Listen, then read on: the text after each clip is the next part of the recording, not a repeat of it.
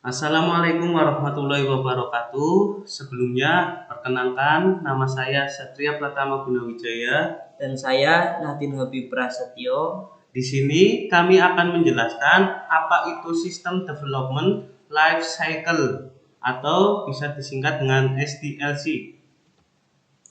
Pengertian dari SDLC yaitu SDLC adalah siklus yang digunakan dalam pembuatan atau pengembangan sistem informasi yang bertujuan untuk menyelesaikan masalah secara efektif.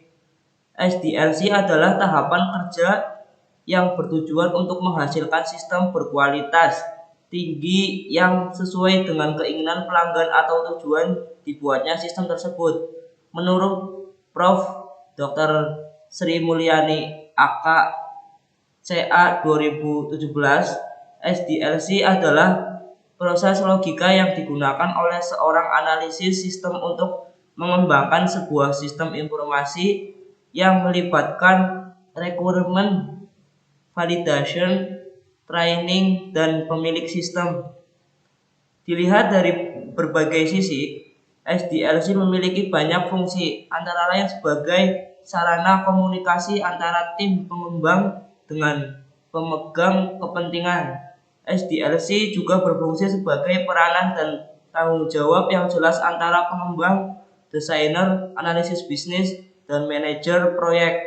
Fungsi lain dari SDLC ialah dapat memberikan gambaran input dan output yang jelas dari satu tahap menuju tahap selanjutnya. Tahapan SDLC. SDLC berisi tahapan-tahapan yang dikembangkan untuk tujuan tertentu. Berikut ini 6 tahapan yang harus dilewati. Yang pertama, ada yang namanya tahapan analisis sistem. Tahapan pertama yaitu analisis sistem. Pada tahap ini, sistem akan dianalisis bagaimana akan dijalankan nantinya. Hasil analisis berupa kelebihan dan kekurangan sistem, fungsi sistem, hingga pembaruan yang dapat diterapkan. Bagian ini termasuk dalam bagian perencanaan. Bagian lain yang termasuk dalam perencanaan ialah alokasi sumber daya, perencanaan kapasitas, penjadwalan proyek, estimasi biaya, dan penetapan. Selanjutnya, yang kedua ada tahapan perancangan sistem. Setelah persyaratan dipahami, perancang dan pengembang dapat mulai mendesain software. Tahapan ini akan menghasilkan prototipe dan beberapa output lain meliputi dokumen berisi desain, pola, dan komponen yang diperlukan untuk mewujudkan proyek tersebut. Setelah spesifikasi, kemudian dilakukan perancangan sistem sebagai tahapan selanjutnya. Tahap ini ialah tahap di mana seluruh hasil analisis dan pembahasan tentang spesifikasi sistem diterapkan menjadi rancangan atau cetak biru sebuah sistem. Selanjutnya yang ketiga ada yang namanya tahapan pembangunan sistem. Pengembangan sistem ialah tahap di mana rancangan mulai dikerjakan, dibuat, ataupun diimplementasikan menjadi sistem yang utuh dan dapat digunakan. Jika diibaratkan bangunan, tahap ini merupakan tahap membangun. Selanjutnya, yang keempat ada tahap pengujian sistem. Sesudah sistem selesai dikembangkan, sistem harus melalui pengujian sebelum digunakan atau dikomersialisasikan. Tahapan pengujian tidak harus dijalankan untuk mencoba apakah sistem yang dikembangkan dapat bekerja optimal atau tidak. Pada tahap ini, ada beberapa hal yang harus diperhatikan, seperti kemudahan penggunaan sampai pencapaian tujuan dari sistem yang sudah disusun sejak perencanaan sistem dilakukan.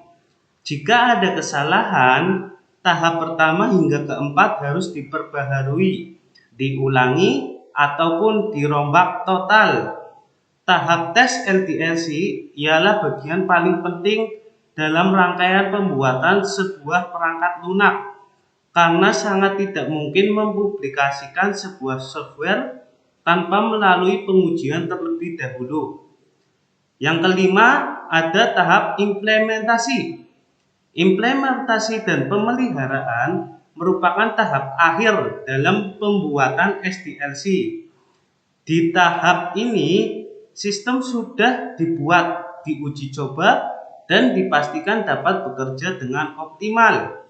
Setelah tahap pembuatan selesai, dilakukan implementasi dan pemeliharaan oleh pengguna. Pemeliharaan sangat penting untuk memastikan sistem bekerja dengan optimal setiap saat.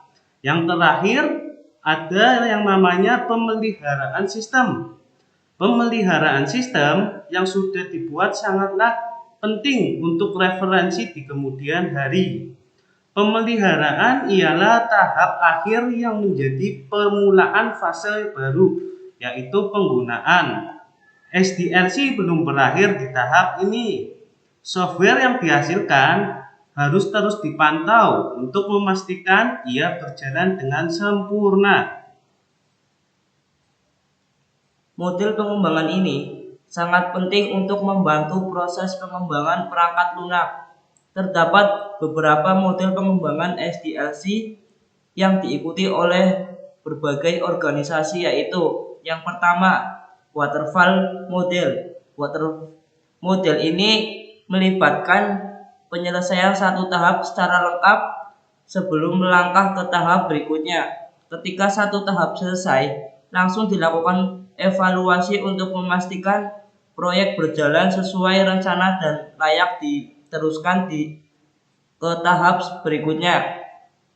Yang kedua, speed model.